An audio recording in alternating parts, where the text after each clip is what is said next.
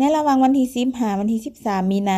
2566ที่แขวงจำปาสักคณะรับผิดชอบจัดฝึกอบรมจากกรมจัดตั้งกระทรวงการเงินได้สืบต่อจัดฝึกอบรมสร้างความเข้มแข็งให้พนักงานราชการแขนงการเงินในการคุ้มครองการเงินแห่งรัฐโดยการเข้าร่วมเป็นประธานของท่านภูวรรณ ไสยวงศ์รองหัวหน้ากรมจัดตั้งกระทรวงการเงินและท่านสนันท์ ศรีดาวงศ์หัวหน้าแผนกการเงินแขวงจำปาสักมีผู้ตั้งหน้าจากแขนงการ3สายตั้งห้องการเงินจาก6แขวงและ1นครคือแขวงเสกองสารวันอัตตปือสวรรณเขตคำมวนจำปาสักและนครปากเซเข้าร่วมการฝึกอบรมในครั้งนี้เป็นส่วนหนึ่งของยุทธศาสตร์การพัฒนาการเงินแห่งรัฐอันเฮ็ดให้พนักงานราชการแขนงการเงินในขอบเขตทั่วประเทศมีความเข้าใจต่อการเวียงงานการคุ้มครองการเงินแห่งรัฐและรับประกันคุณภาพของบุคลากรที่ประกอบใส่ในแต่ละแขนงการตลอดระยะเวลา4วันผู้เข้าร่วมฝึกอบรมจะได้รับฟังการบรรยายแลกเปลี่ยนความคิดความเห็นจากวิทยากรบรรดากรมที่เกี่ยวข้องภายในกระทรวงการเงินจากบรรดาเอกสารและนิติกรรมต่างๆที่เกี่ยวข้อง